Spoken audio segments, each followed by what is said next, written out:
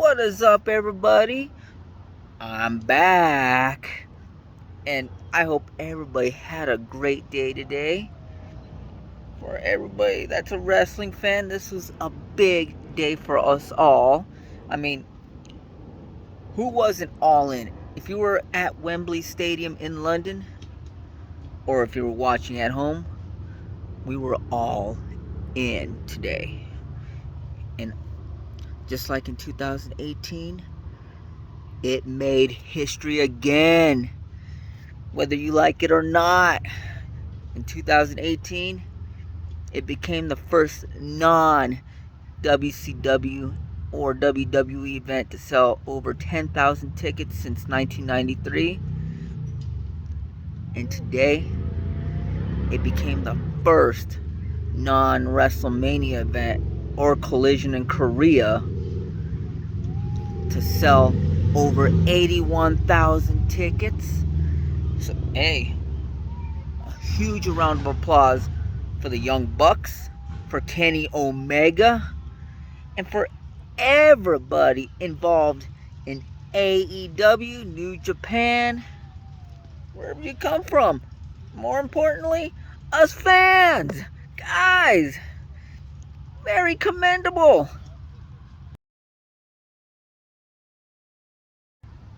Nigel McGuinness announced that for those who were in attendance, he set a record at Wembley Stadium of 81,035.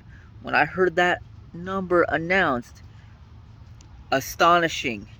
For those that were there, I thank you for making professional wrestling history. Guys, this is big because now this is a great time to be a wrestling fan.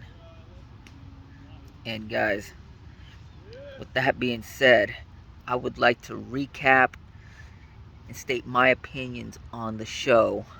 We will start this recap with the 0 Hour, which the first match featured Aussie Open versus Better Than You Baby for the ROH World Tag Team Championships. And as MJF and Adam Cole did their pose, Aussie Open managed to get a cheap shot in there, and after the bell, they had the early advantage. But eventually momentum did shift. MJF in the match landed the kangaroo kick. He was reluctant into doing the suicide dive, but we will get back to that one later in the video. And then their signature move, the double clothesline. They get the 1-2-3. They win the ROH World Tag Team Championships, and it guaranteed them with at least a championship by the night's end. And MJF became a double champion. Would Adam Cole become a double champion? Stay tuned and find out. Next up, we had the FTW Championship featuring the cold-hearted handsome Devil Hook taking on Jack Perry, formerly known as Jungle Boy, and the current FTW champion. And before the match got underway, it started at the top of the entrance ramp with Jack Perry doing a suplex on top of the limousine. And also Hook got his shot in. He suplexed Jack Perry onto the windshield. And then eventually it got to the ring. There was physicality in this match. Eventually ended with Red Rum. Jack Perry submitted. And Hook avenged his only loss in AEW and reclaimed the FTW Championship, joining his father as the only two-time champions in that championship's history. And now we are on the main card, starting with the real World Championship between Samoa Joe and CM Punk. It was mostly dominated by Samoa Joe. I mean, yes, CM Punk did have some offensive moves in there, but a lot of them were countered. and he was driven through the front part of the table throughout the match, and Samoa Joe did present the finger, and that happened a lot throughout the event. But that's another story. Eventually, there was that one counter. I mean, yes, CM Punk did some counters throughout the match, but one counter sealed the victory, and that was the Pepsi plunge from the top rope to get the 1-2-3 and retained the AEW Reels World Championship. Congratulations, CM Punk, and I hope we can see a unification match down the line. Now we go to the trios match between the Golden Elite, which featured Kenny Omega, Hangman Adam Page, and Kota Ibushi, versus the Bullet Club Gold, Jay White and Juice Robinson, along being accompanied by the Gun Club, and their tag team partner Konosuke Takeshita, alongside with Don Callis. And let's just say, great trios match. Don Callis was tremendous on commentary, overselling, putting over that near fall, putting over Takeshita, that he almost got pinned in that match. And the Gun Club had some involvement in the match, pulling Adam Page's and Ibushi's legs as Kenny Omega was about to make the tag. One instance right there. But in the end, as Kenny Omega did the V-trigger on Jay White and Juice Robinson, Takeshita rolled him up for the 1-2-3. And we'll get back to those two later in the video, because it is not over between Takeshita and Kenny Omega. Next up, we see the trilogy between FTR and the Young Bucks. And let's just say that match was an instant classic. We saw both teams performing each other's signature moves. We saw FTR performing the BTE trigger. We even saw the Young Bucks perform Shatter Machine. We even saw FTR perform moves that they normally wouldn't perform. They're not all about flips, just fists. But they went the extra mile tonight. But in the end, it took 2 Shattered Machines for them to retain the championships. And then in the post-match, FTR extended their hands to the Young Bucks, but the Young Bucks refused to shake their hands and instead just leave the ring in frustration. But nonetheless, FTR embraced their moment with the fans in attendance. Next up, we have Stadium Stampede. This was the first time this match did not feature Chris Jericho, Sammy Guevara, or Jake Hager. In fact, this is the first match to take place outside of Jacksonville, let alone the United States. And let's just say it lived up to the hype. It was much different than the one that we had during the pandemic. It was full of chaos. It was what hardcore wrestling was all about. From Eddie Kingston starting out the match attacking Claudio Castagnoli. We saw chaos happening throughout the arena, the entranceway, even in the ring. We even saw Mama Sue pull up in the van. Jon Moxley giving her a kiss. She handing the best friends some weapons to use. And then we also saw Eddie Kingston come back out, still in his Patrick Ewing jersey, with the steel chair, driving Jon Moxley through a wooden board. And then in the end, Orange Cassidy lands an orange punch with glass on his hand on Claudio Castagnoli to get the 1-2-3 and the win for his team. Next up was a match that I was looking forward to, the AEW Women's World Championship, featuring Saraya, accompanied by her mother, her father, her brother, and members of her family, coming out to Queens, We Will Rock You, to take on Toni Storm, Dr. Britt Baker, DMD, and Hikaru Shida, which I'm really glad that she finally got to be a world champion in front of a live audience, because I know COVID-19 robbed her of that opportunity, and for that, thank you, Tony Khan, for giving her that moment. And with that said, I mean, it was a great match. I mean, Toni Storm and Saraya worked together early on.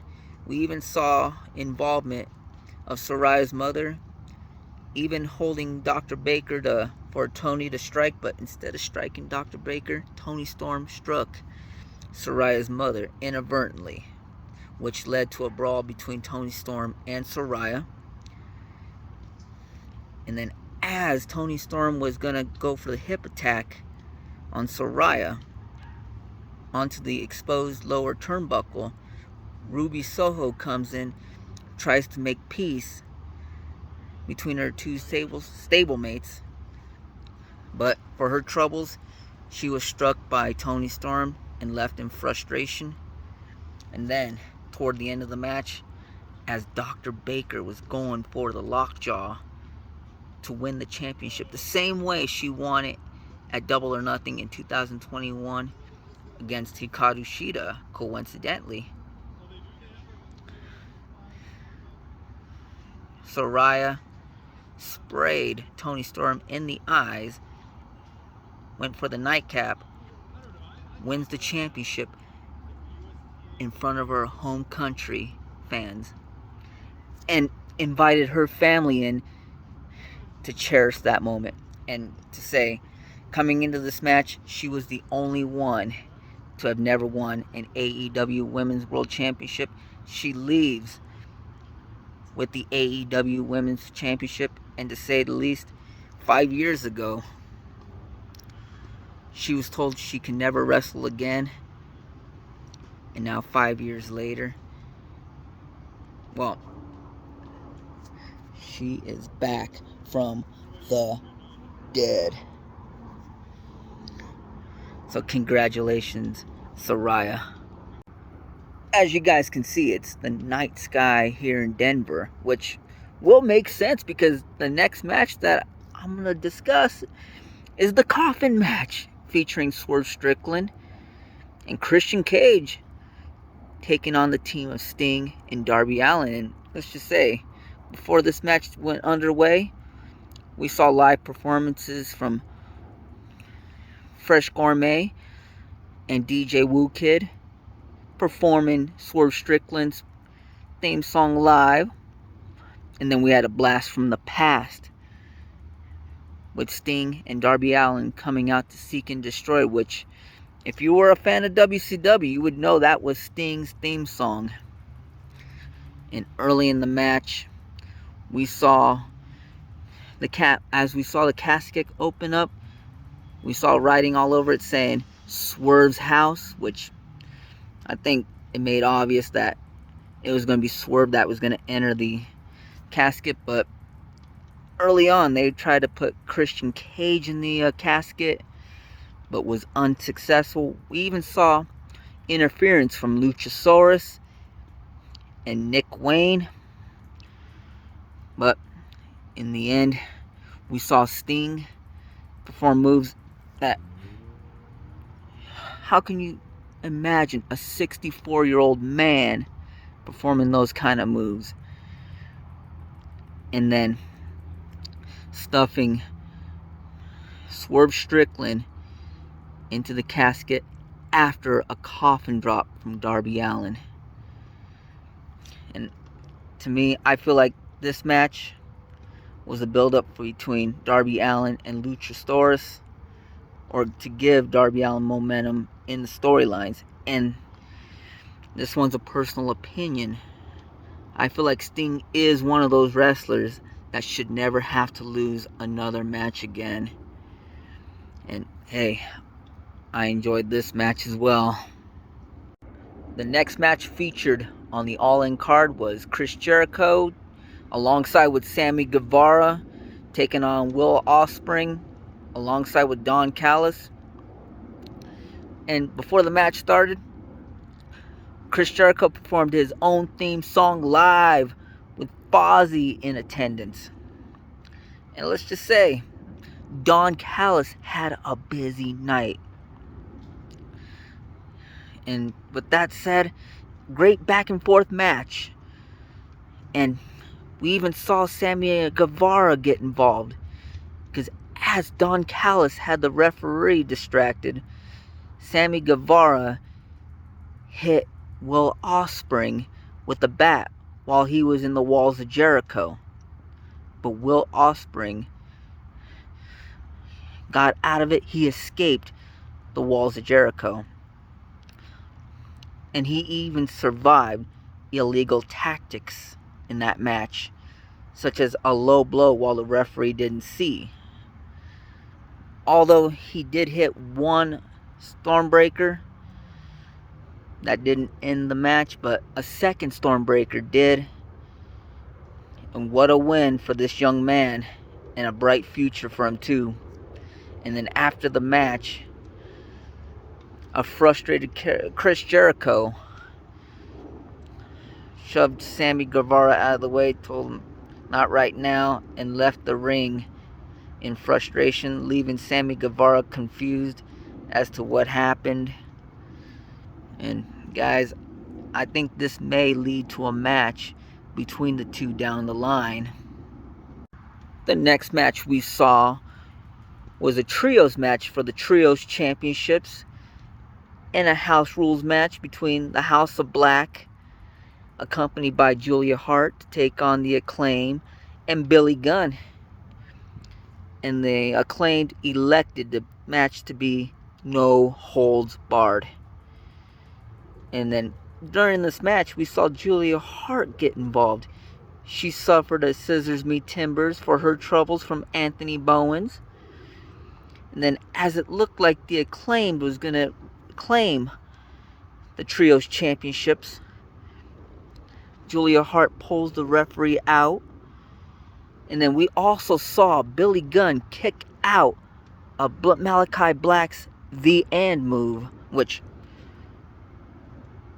how often do we see that? I mean, that was shocking.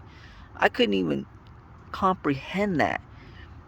And then unable, and then we saw Max Caster perform the mic drop on Brody King, but as The End was kicked out by Billy Gunn, Brody King kicked out of the mic drop. So the Acclaimed and Billy Gunn performed a combination of moves, and they all piled up to make sure they pin Brody King and claim the trios championship.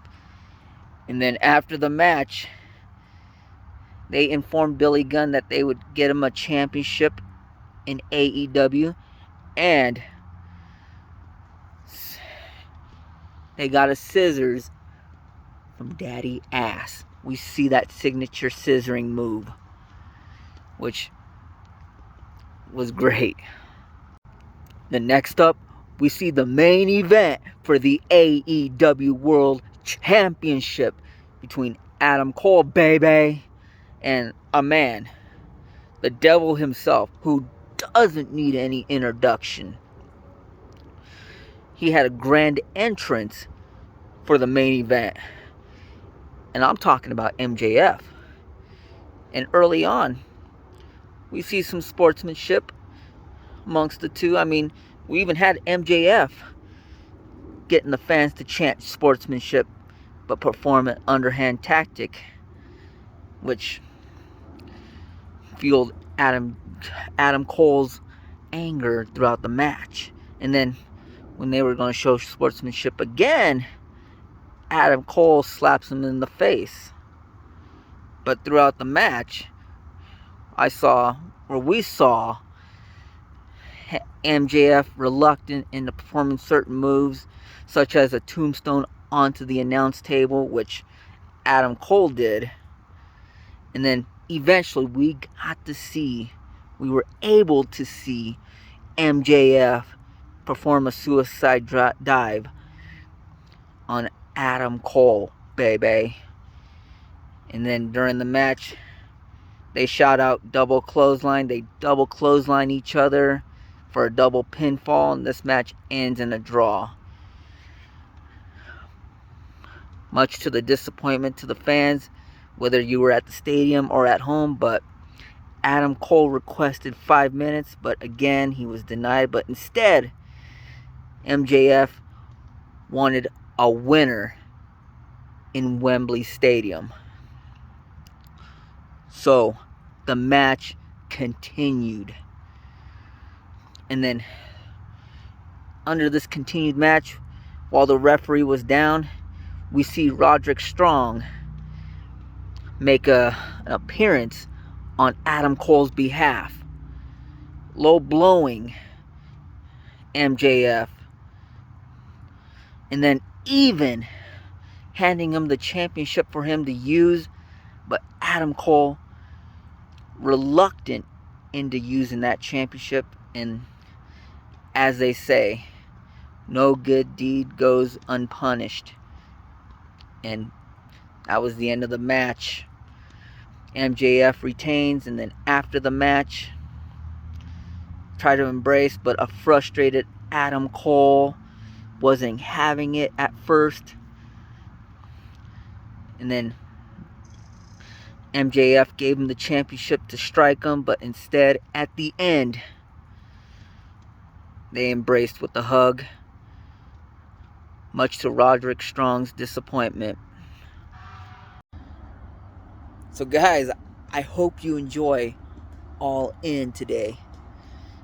Wherever you were, whether you were in London or watching at home. And earlier, when I had told you I was going to get back to the Kenny Omega and Konosuke Takeshita, it was announced during the media scrum that those two will face off one-on-one at All Out in Chicago. So today, like us, we went all in when they were in London today.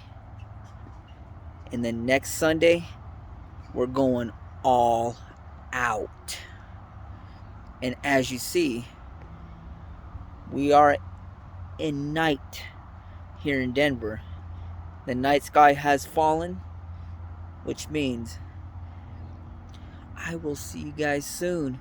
You guys have a great rest of your night or a great rest of your day, wherever you are. Take care of each other. Embrace each other. And we'll see you soon. Peace out.